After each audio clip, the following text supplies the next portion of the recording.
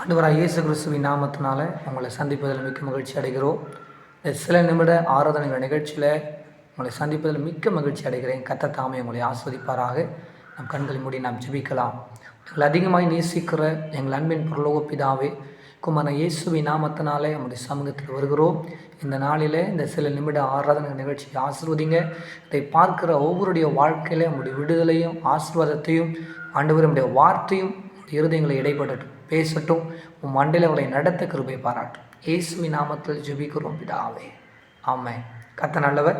ஒரு பாடலை பாடி நம் தேவனை மகிமைப்படுத்தலாம். நான் ஆராதிக்கும் தேவன் நல்லவர், விடுவிக்க வல்லவரே என்ற பாடலை பாடி தேவ நாமத்தை மகிமைப்படுத்தலாம். கர்த்தர் தாமே நம்மை ஆசீர்வதிப்பாராக. நான் ஆராதிக்கும் தேவன் நல்லவர், விடுவிக்க வல்லவரே. நான் ஆராதிக்கும் தேவன் நல்லவர், விடுவிக்க வல்லவரே. எரிகின்ற அக்கினிக்கும் ராஜாவிற்கும் விடுவிக்க வல்லவரே. எரிகின்ற அக்கினிக்கும் ராஜாவிற்கும் விடுவிக்க வல்லவரே. நான் ஆராதிக்கும் தேவன் நல்லவர், விடுவிக்க வல்லவரே. நம்மை காக்கின்றவர் தூதரை அனுப்பிடுவார். அக்கினி ஜுவாலை நம்மை அவியாமல் காத்திடுவார். நம்மை காக்கின்றவர் தூதரை அனுப்பிடுவார். அக்கினி ஜுவாலை நம்மை அவியாமல் காத்திடுவார். இடைவிடாமல் ஆராதிப்போ, நம் வாழ்வில் என்றும் ஜெயமே. இடைவிடாமல் ஆராதிப்போ, நம் வாழ்வில் என்றும் ஜெயமே. நான் ஆராதிக்கும் தேவன் நல்லவர், விடுவிக்க வல்லவரே. நான் ஆராதிக்கும் தேவன் நல்லவர், விடுவிக்க வல்லவரே. நம்மை அழைத்தவரோ கைவிடவே மாட்டார். கலங்காமல் முன் சென்றிட கரம் பற்றி நடத்திடுவார். நம்மை அழைத்தவரோ கைவிடவே மாட்டார். கலங்காமல் முன் சென்றிட கரம் பற்றி நடத்திடுவார். இடைவிடாமல் ஆராதிப்போ, நம் வாழ்வில் என்றும் ஜெயமே. இடைவிடாமல் ஆராதிப்போ, நம் வாழ்வில் என்றும் ஜெயமே. நான் ஆராதிக்கும் தேவன் நல்லவர், விடுவிக்க வல்லவரே. நான் ஆராதிக்கும் தேவன் நல்லவர், விடுவிக்க வல்லவரே. கர்த்தர் நல்லவர். இந்த நாளில் நம்ம ஒரு வசனத்தை நம்ம பார்க்க போகிறோம். என்ன அப்படின்னு சொன்னால், அதனுடைய தலைப்பு என்ன அப்படின்னு சொன்னால், நாங்கள் ஆராதிக்கிற எங்கள் தேவன்.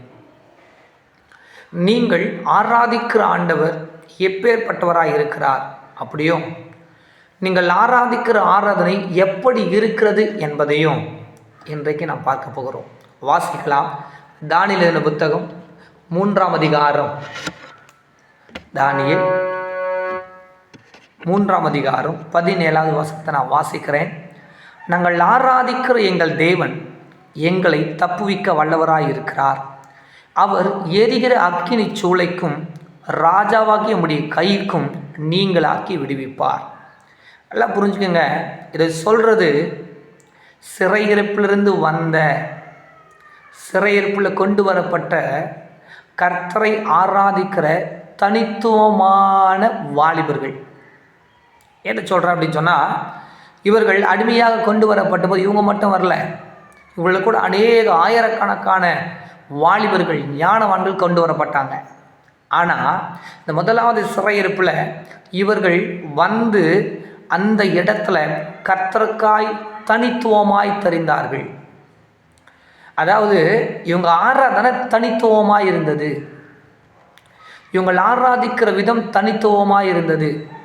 நீங்கள் தானியேல் 1 அதிகாரம் 8 வசனத்தில் பார்த்தீங்க அப்படின்னு சொன்னால், தானியேல் ராஜாவின் போஜனத்தினால் தன்னை தீட்டுப்படுத்த ஆகாதென்று எண்ணி தன் இருதயத்தை தீர்மானம் பண்ணினான். அந்த தீர்மானத்தில் உடன்பட்டவர்கள் இந்த 3 நபர்கள். பிரியமானவர்களே, நம் ஆராதிக்கிற தேவன் அவர் தனித்துவமானவர். அதே போல் அவரை ஆராதிக்கிற பிள்ளைகளும் உங்களுடைய வாழ்க்கையில் தனித்துவத்தை வெளிப்படுத்த வேண்டும் என்று சொல்லி தேவன் விரும்புகிறார்.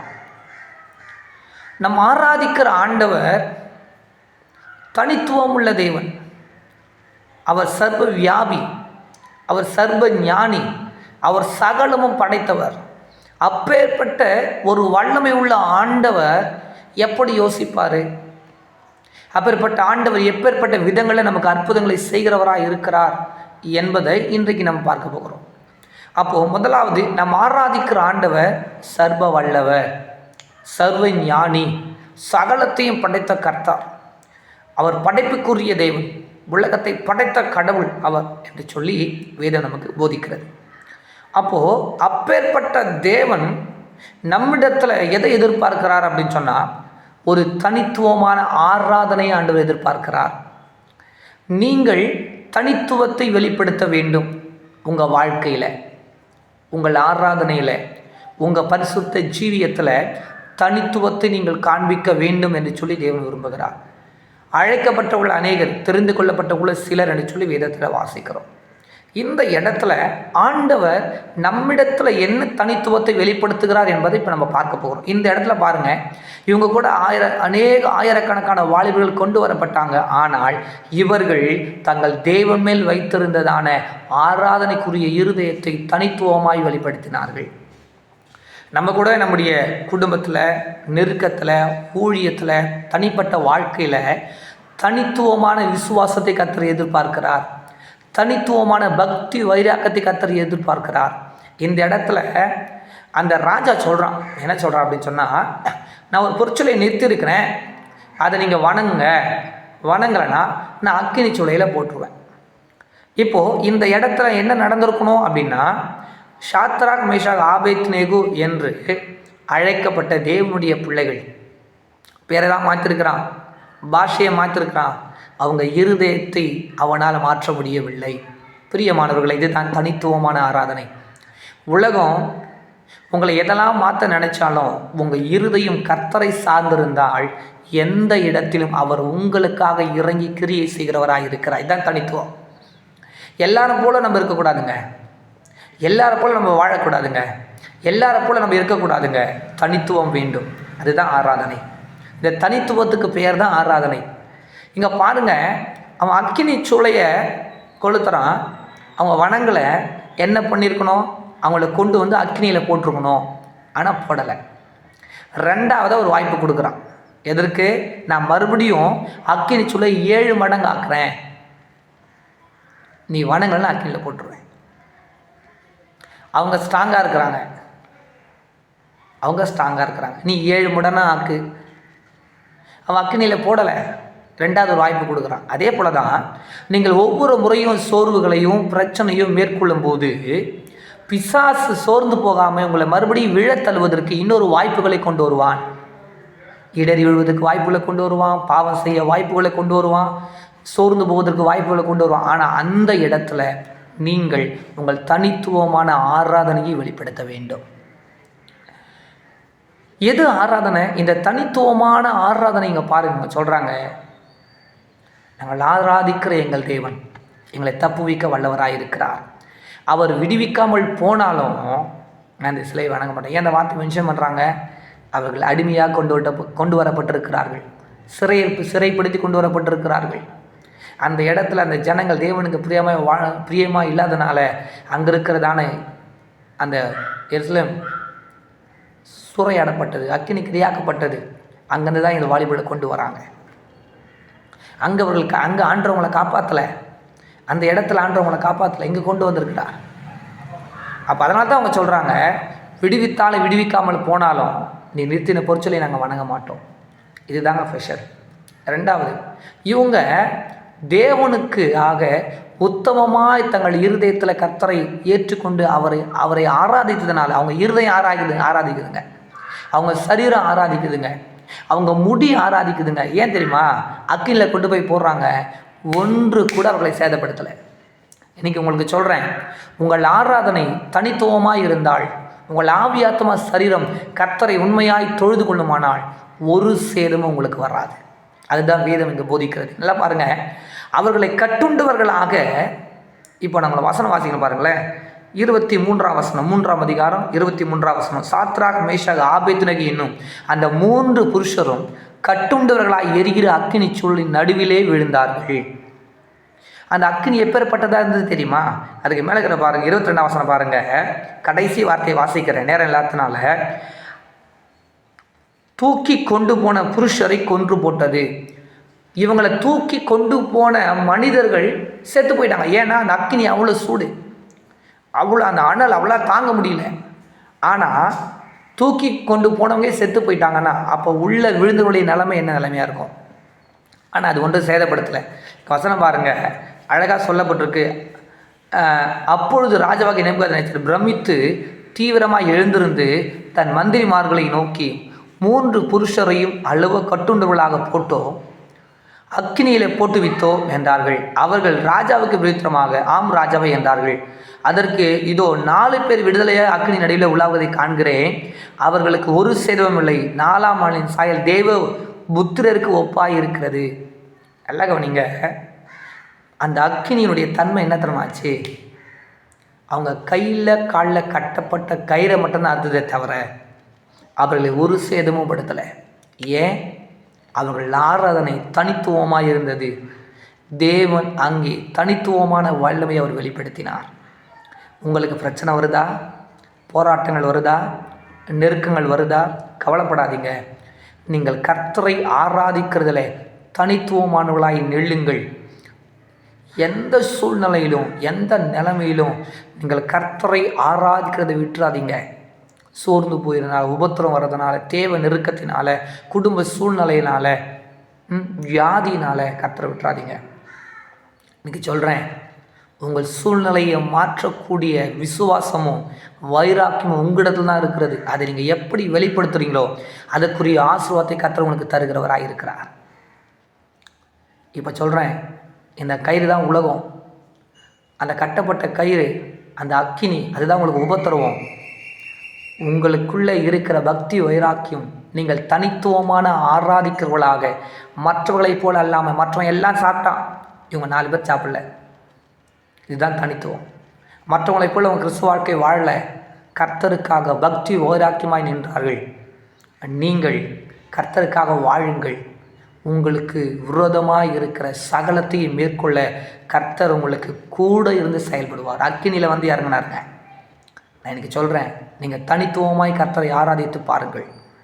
அவர் உங்கள் பிரச்சனையில் நடுவில் வருவார், உங்கள் நெருக்கத்திலே அவர் வருவார். அக்கினி தன்னுடைய தன்மையை இழந்து போனது எதனால் தெரியுமா? அக்கினியை விட ஒரு பெரிய வல்லமை அவளோடு கூட இருந்தது.